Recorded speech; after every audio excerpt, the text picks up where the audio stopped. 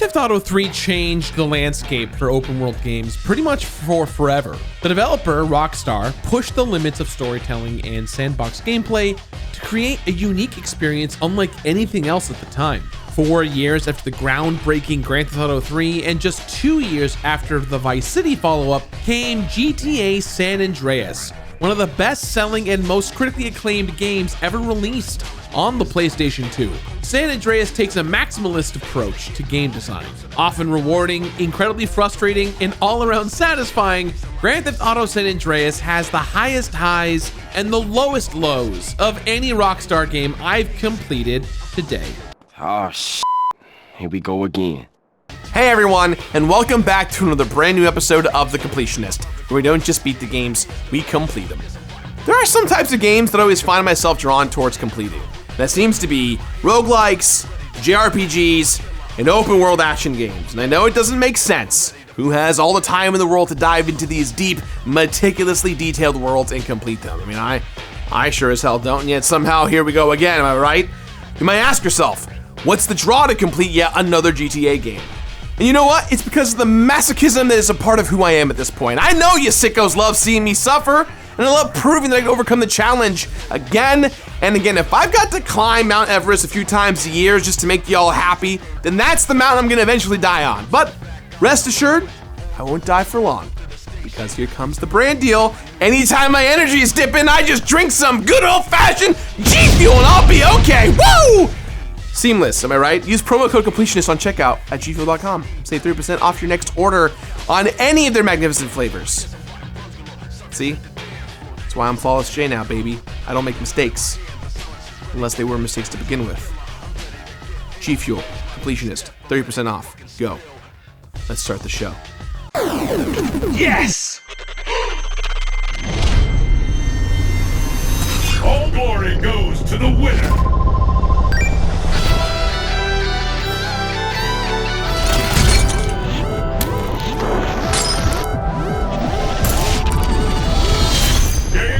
Over.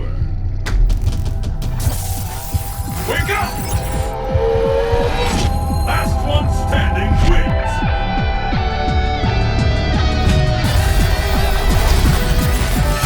KO!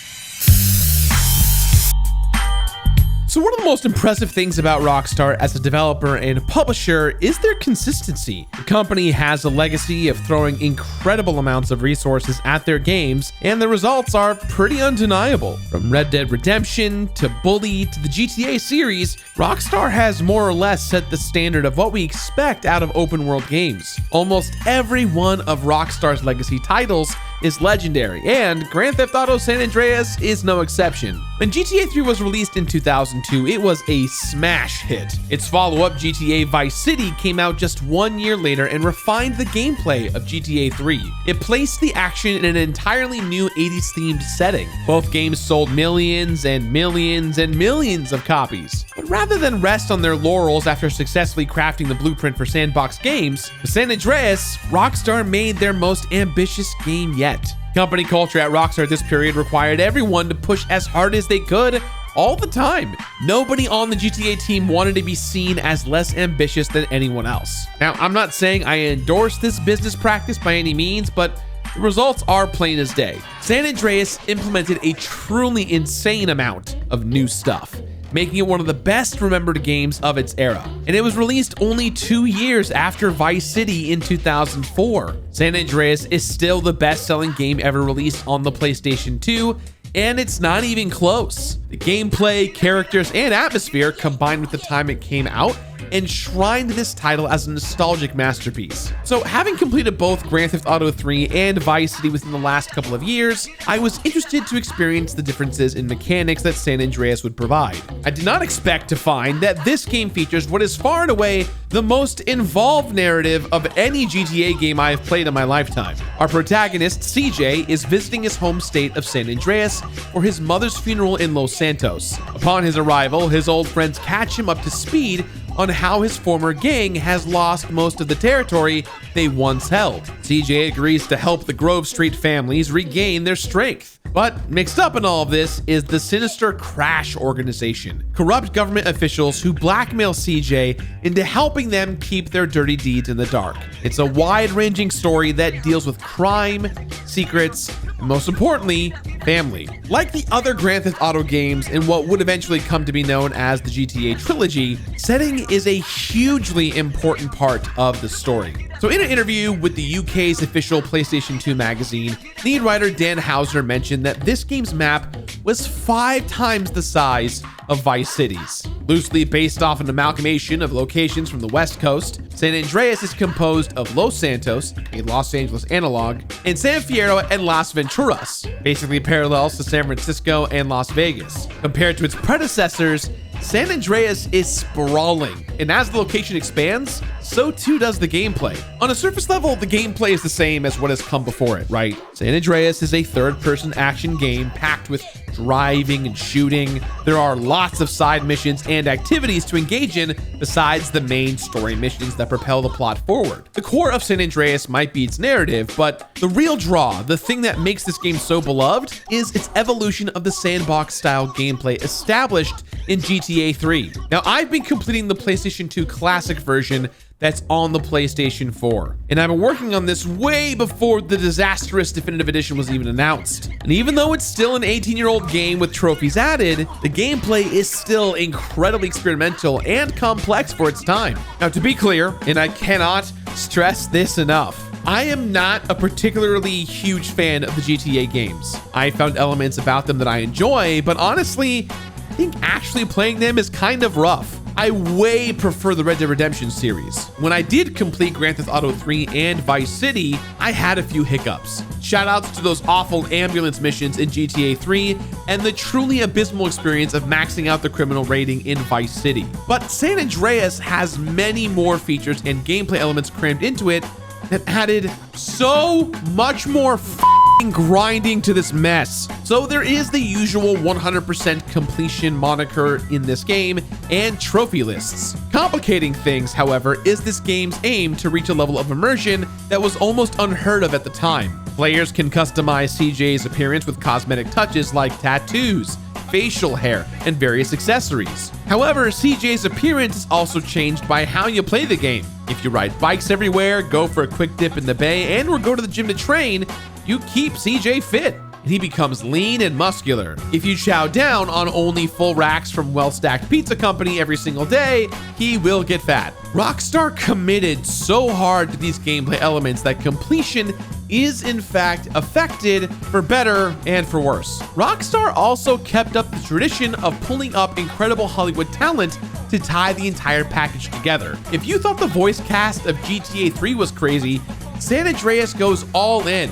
We've got Samuel L. Jackson, Ice-T, David Cross, and Rockstar even showcased underground LA rappers as voice talent. The stellar voice talent on display contributes to the atmosphere and makes San Andreas feel alive. The voice acting combined with the writing helped me grow attached to all of the side characters in ways I did not expect, more so than the silent protagonists of GTA 3 or the broader caricatures of Vice City. It helps that this game features side stories and missions that are far more developed than previous entries. And yes, it wouldn't be Grand Theft Auto without music and radio stations. The soundtrack is livelier than ever. And when I was driving around, I was reminded of cruising down PCH and blasting my own music. I've grown to expect killer radio stations and songs from GTA. And San Andreas will pull even the layman in with its variety. Everything from Billy Idol to Boyz II Men perfectly evokes a place in time. And that time is the 90s on the best coast, baby.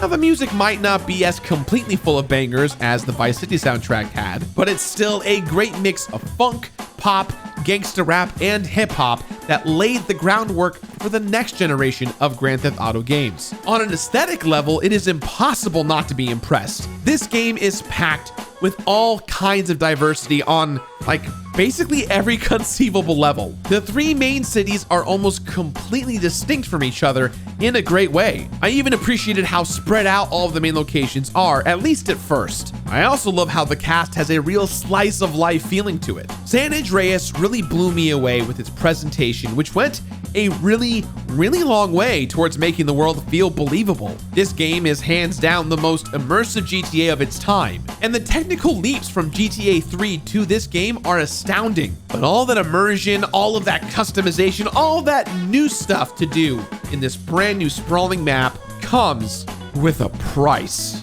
It might not surprise you, but completing GTA San Andreas is more time-consuming and significantly less enjoyable than completing either GTA 3 or GTA Vice City.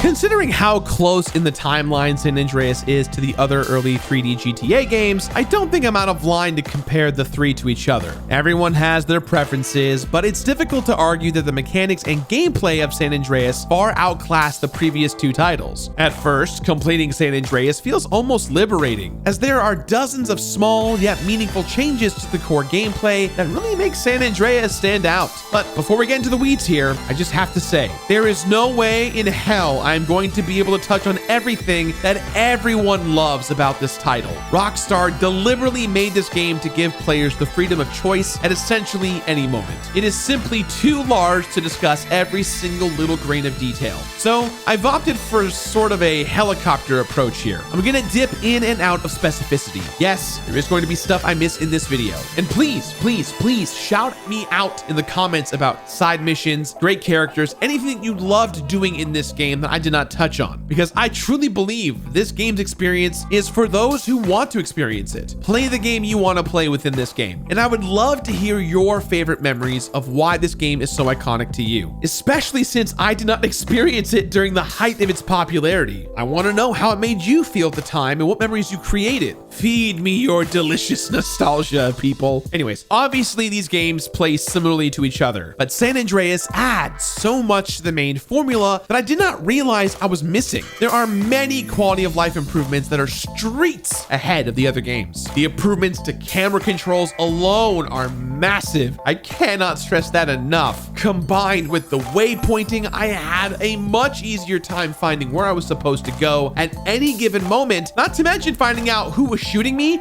much faster. Outside of quality of life changes, there are also brand new mechanics to master. Take, for example, stealth. It's not perfect by any means, but it is a nice addition that is executed surprisingly well, all things considered. It feels like a big risk for Rockstar to have added stealth missions into the game, but crouching and prowling up on a guy and stabbing them in the neck feels really visceral and violent and fun.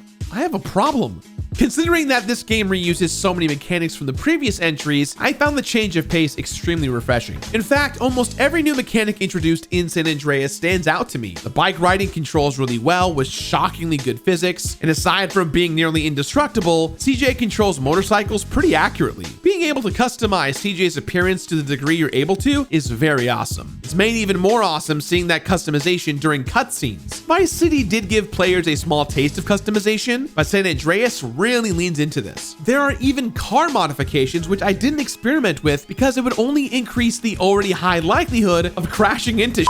But hey, it's cool that it's here because, you know, for Fast and Furious reasons, I guess. Family. Other game-changing mechanics introduced here are home invasions and gang wars. Wow, what a sentence I just said. These make perfect sense in the crime-crazy world of GTA. Gang wars are available after a certain story mission and tie back into the theme of making the Grove Street family gangs powerful again. To initiate a gang war, I had to essentially stir the hornet's nest in enemy territory by icing 3 rival gang members. There's even a little bit of strategy of finding the sweet spot of starting a gang war without pissing off too many cops. And after doing so, waves of gang members appear, and surviving 3 waves tips the territory to the Grove Street family's side. So at first, I found these turf takeovers long and tedious, especially because if you don't stay on top of things, you can actually lose territory that you've already won, which, can I just say, is a massive headache because they'll be on opposite sides of town, and it starts to feel like zero progress is being made. But after some time, I found myself having fun and appreciating the shakeup in mechanics. Thank God God there are plenty of armor, health, and ammo pickups during these battles though, because things spike significantly in the third wave. Weirdly, the gang wars don't contribute to 100% completion, but come on, I'm the completionist. Y'all know that. San Andreas taught me green is my territory, so I had to ensure the map was green as the Emerald City, baby. Let's go. But this is where my main gripes about San Andreas come to bear. Okay, so every GTA game has a 100% in-game menu completion meter. In San Andreas, percentages are filled up by finishing story missions, dozens of them, everything from covert murder missions to armed robbery to drive-by shootings in a car full of homies. Almost every single thing breaks down into fractions of tenths of a percentage point that eventually adds up to 100%. There are also side missions, including gunning down RC airplanes and courier tasks where I had to deliver packages to different locations. There are racing tournaments to finish in all 3 cities, and the god-awful school challenges on land, in water, and even the sky. Hidden packages are out, while the random collectibles are in. There are 100 graffiti tags to spray in Los Santos, 50 snapshots to take with the camera in San Fierro, and 50 horseshoes to find in Las Venturas. I'm not sure I feel about the changes from hidden packages, as these collectibles feel more like legwork for less reward. There are also 50 oysters to find spread out over the entire state, which I usually had to go swimming to find them. And not to interrupt myself here, but the fact that Rockstar added swimming to this game is a feat unto itself. Rockstar put it in the game because being able to swim added even more playability and added just a smidgen more of immersion to the overall world. There's even a trophy for making yourself drown. Perfect Rockstar style dark humor. I did actually find it a little distracting in Vice City that you couldn't swim in the ocean, so I do appreciate that Rockstar added this feature in. Such a welcome change from the instant death, allegedly shark-infested waters. So outside of the random collectibles, there are properties to obtain, and I even had to master all the different fighting styles: Muay Thai, Kung Fu, and boxing. I had to be careful about how I approached these missions because I couldn't do them unless I was at a certain level of fitness, which, you know, kind of makes sense. But also, how awesome would it be to be a Kung Fu master and also like 500 pounds? That would just be an immaculate feat to see. In typical Grand Theft Auto style, achieving 100% completion in San Andreas had its ups and definitely had its downs, to put it lightly. The story missions are inevitable and they have their own set of headaches. The infamous follow the train mission is as annoying and as hard as everyone says it is. I felt like I was reliving the past trauma of other BS story missions from other GTA games from trying to complete just this one mission in Grand Theft Auto San Andreas. What's really incredible and what made me start to feel actual despair is the amount of stuff to complete in this game that is there just for the sake of it, like getting criminal rankings to 1 million. For the most part, I've always found that Rockstar builds in rewards for doing things in their games, so that half-assing things doesn't make any sense. However, in San Andreas, many activities or side quests or errands or whatever you want to call them don't always contribute to trophies or that in-game completion meter. They are there because Rockstar thought it would be fun to include them. As art director Aaron Garbett said during the making of this game, there were no restraints. If something vaguely fit into the game's world, it was in. For completionists, this is a nightmare. San Andreas includes a hefty amount of role-playing mechanics. There are skill progression bars on CJ's mind, body, and arsenal, which is way more involved than just increasing health or armor. I had to worry about things like sex appeal or stamina, which I could increase or decrease by doing different activities. I spent way more time than I needed maxing out certain stats just to say I did it for, you know,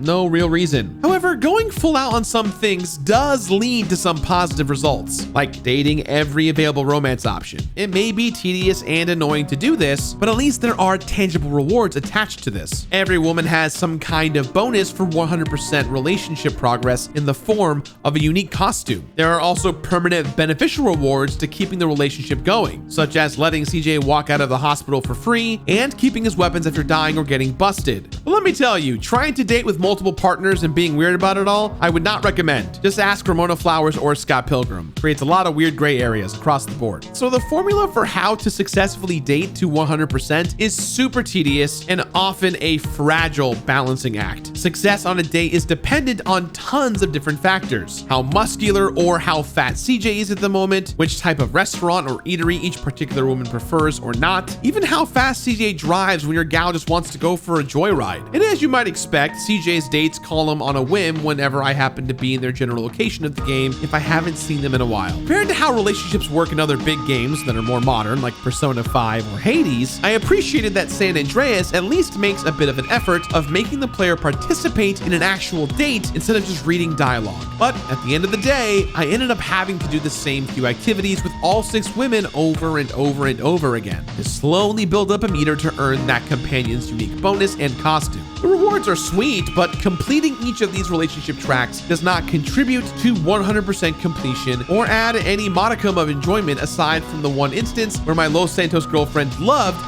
to do drive-bys on our dates right by her own house. Very funny, very weird, very crazy. And that's the craziest part about trying to complete San Andreas. This is a game that really truly does not give a damn about how the player chooses to move throughout it. If you want to spend dozens and dozens and dozens and dozens of hours beating high scores in the arcade games or gambling or even playing basketball, you can do that. If you want to buy every single clothing item because you simply can't decide what you want to wear and you've got that dough, that's totally an option. Even after spending hours grinding away at some dumb task or another, because of how awful and Herculean completing most tasks in this game felt, I started to find it refreshing to move on to the next activity. San Andreas still has that unique GTA tone that makes every little thing feel fun and funny to do. Once again, writer and producer Dan Houser commented on how the developers faced a challenge creating this game, where they wanted to keep it as open as possible, but still deliver a good story. So playing through the story actually helped force me to experience a good chunk of stuff I may have passed over otherwise. This is the real crux of my problems with San Andreas. It features a massive 3-way split here between trophy requirements for more modern consoles, 100% in-game completion, and other random stuff that can be completed but doesn't necessarily reward the player in any way, shape, or form. Now, this is maddening. I have faced indecision paralysis before, but rarely on this f***ing scale. I felt whiplash between completing things that were hard but absolutely necessary, like the air raid mission, and stuff that was simply extra but I felt like I had to do, like burgling a cumulative $10,000 to get infinite stamina. And to be real, there are corners of this map that I still feel like I haven't seen, even though the game tells me I have. There is so much present in this GTA that makes everything feel slightly more immersive and helps the game stand out even in the modern day. I love that you can shoot out individual tires on cars, which is a change from previous GTA games. These small details add up to making San Andreas feel like the most, I don't know what to say,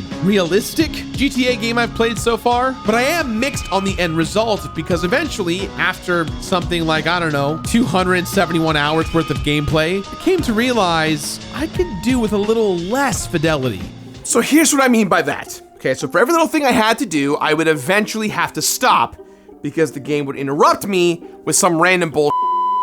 Let's start with the unique jumps, for example, where sometimes I would just land in the goddamn ocean, whether I succeeded or failed, right? That means I would lose my bike, and I'd have to swim all the way back to land. Then I'd have to go get something to eat because CJ would get hungry. And on the way to take care of that, if you go inside of a restaurant and eat, the bike would despawn. Now, I guess the thing to have done was to go to a garage and save and put the bike in there, but that's beside the point. Either way, I had to get a new bike now, so I try to find another one, and on the way, I might get wrecked by some random cop, and then right before I get to the freaking bike, I'd have to take a phone call from my girlfriend who's somewhere nearby, and some of those problems that they'd have with me are related to our location, so I'd have to go ahead and handle that, and I still haven't gotten back to the point where I'm trying the jump again. My friends, that's just the start. Mountain bike races that can only be attempted at certain times of day, right? I'd have to bike all the way to the start every single time I messed up. The shooting range, for instance, where I could succeed in every single part until the final section where suddenly RNG would take the wheel and an NPC would wake up and go, I have godlike reflexes, and they would just gun me down with their shotgun, so I had to start at the very freaking beginning. How about this? The mission where I had to stop RC helicopters from destroying 4 beacons, scanning the sky with piss poor camera in every direction to make sure that I would not get destroyed, and do not get me started on number 8 trucking mission. You start off with 4 stars in a super hilly area with 0 momentum, surrounded by cops, even with the mostly covered railroad track nearby. It was downright miraculous that I made it through. Easily 1 hour spent on just this last part of an 8-part mission that should never have taken that long. And what else does Grand Theft Auto have, huh? What does it need? School, I guess. In the game, there is school. Isn't that great? I had to go back to school. You might think, school side missions? Easy, right? No. Getting gold in the boating, flying, motorcycling, and driving school missions demanded insane timing and grueling precision on every level. No room for a single piece of error or mistake here. But the absolute biggest thorn in my side for Grand Theft Auto San Andreas was the city slicking mission. I had to drive through the entire city, maybe 20 blocks there and back, with the usual randomly generated cars and pedestrians without taking any damage under an incredibly strict time limit. Sometimes certain things would get counted as damage. Other times it wouldn't matter. But the point is, I never knew if I should keep going or it would be better to just restart. Needless to say, my knuckles hurt, my forehead hurts, and there are a couple of new dents on my desk that weren't there before. Most of this just gave me existential dread. Why am I doing this? What's the motherfucking point? Will it ever end? Has it been 2 years or 30 minutes? I don't know. So, a lot of you are probably wondering, hey, is there any more?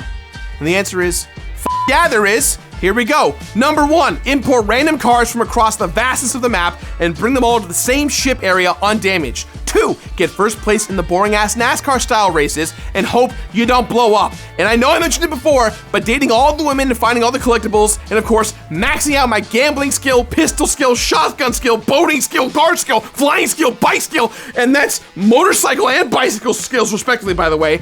And I can't forget about the stamina and lung capacity that CJ has, spending dozens and dozens of hours getting criminal rating 1 million, buying all of the properties, flying a shitty-ass RC copter that explodes easily or runs out of fuel, taking snapshots of San Fierro for some dumb reason in very precise locations, ring collecting challenges, some of which took me 30 or more attempts, and of course, taxi driving, firefighting, being a paramedic, and straight up pimping. I'm exhausted.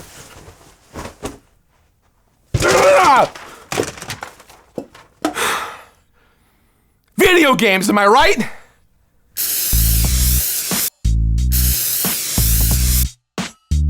Okay, I know you just read the section header for this section, but I promise this makes sense. At least it does in my mind. There are a million reasons to enjoy playing video games. Escapism is one. I love being able to enjoy a power fantasy or to be entertained by characters I've come to know and love. And then there's GTA San Andreas, where I can roleplay a powerful gangster, but still have to worry about getting so hungry that I have to stop murdering people so I can grab a quick salad. As awesome and evocative as San Andreas is, there is a perplexing adherence to immersion and realism that ends up being distracting.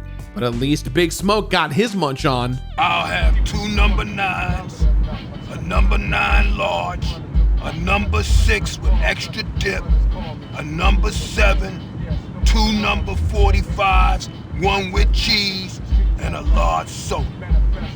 For a game that seems to promise freedom of choice at every turn, there are several missions that cannot be completed until you meet certain physical conditions. These hindrances limit the player's freedom to progress the plot. Sometimes it isn't even the player's fault. For example, there's the New Year's Eve glitch, which prevents CJ from working out and improving his fitness, which in turn means I couldn't build any more muscle, which ultimately can lead you to being locked out of certain things forever. For the most part, I loved how massive and sprawling the map was.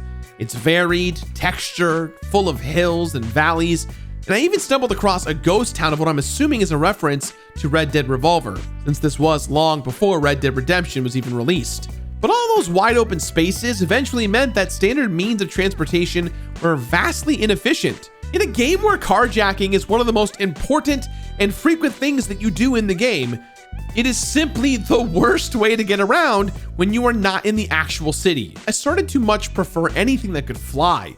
especially the jetpack, which seems to undercut any sort of realism the developers were going for. Yes, I could drive an ATV all around the dunes, but it's way easier to strap on my jetpack and zoom around to find collectibles. And again, I want to reiterate, I'm impressed and satisfied with the world that Rockstar has built. Props for creating extremely distinct and realistic environments, especially for 2004. The developers had teams take thousands of reference photos of fashion, architecture, and natural environments, all in the name of capturing and recreating a California-inspired feeling. And it hits those feelings for me pretty strongly considering I'm an LA native. But at the end of the day, I think they tried to add too many realistic elements. Some they are able to pull off, but it is just as often annoying as it is immersive. Rockstar should have stuck with better and less so bigger. Now, okay, perhaps I am judging this whole thing a little too harshly. After all, people playing this game when it first came out weren't thinking about all the stuff that I'm talking about right now. They were too busy having their minds absolutely blown away because they could get a cool fade and run on the treadmill. And when you look at other high-profile games that came out in 2004, San Andreas totally stands out in its commitment to an engrossing player experience. And I imagine GTA San Andreas was most people's turn on cheats and mess around for a few hours type of game. In a year dominated by sequels to huge sci-fi franchises like Halo 2, Half-Life 2, this sequel, despite the tongue-in-cheek raunchiness and over-the-top craziness built into the formula, feels grounded. I can't be mad that San Andreas was a massive extra helping of gaming experiences, but I cannot say those experiences were universally delightful the entire time. I spent almost 300 hours total in San Andreas. I seriously lost count. I fell asleep grinding all the time. I got all 34 trophies. I did reach 100% in-game completion. I did every side activity, found every collectible, maxed out my relationships with every dateable woman in the game, and I even lost several years off of my life getting gold in every vehicle school task. I don't want to say that I didn't feel rewarded for doing so, but that the things that did earn rewards and bonuses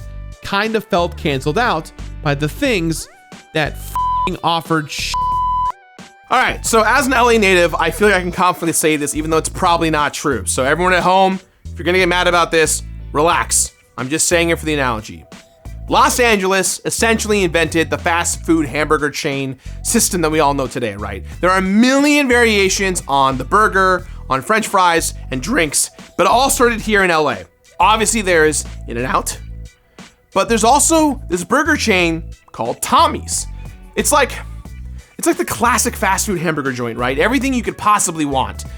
There's this terrible but amazing thing called a chili burger that they have there that you can't help but gorge yourself on.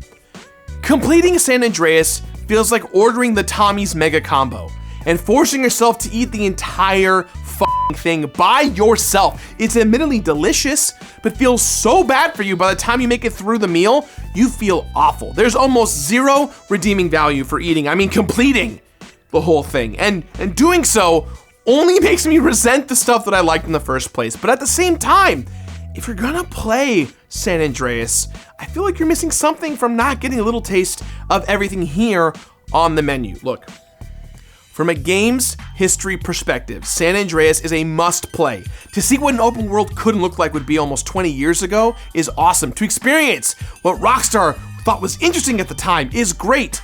Some of it is genuinely fulfilling and inspiring, but there's simply too much, my dudes. Completing Grand Theft Auto San Andreas will be fun, and then funny, and then frustrating, and then annoying, and then disheartening, and then hilarious, and then exhausting, and then sad. And yet, for all these reasons, I somehow, someway, give this game its completionist rating of finish it. And I simply mean beat the game if you like the story. If not, you have my permission. Go outside, touch some grass. You'll love it. Grass feels good. I'm gonna go do that right now.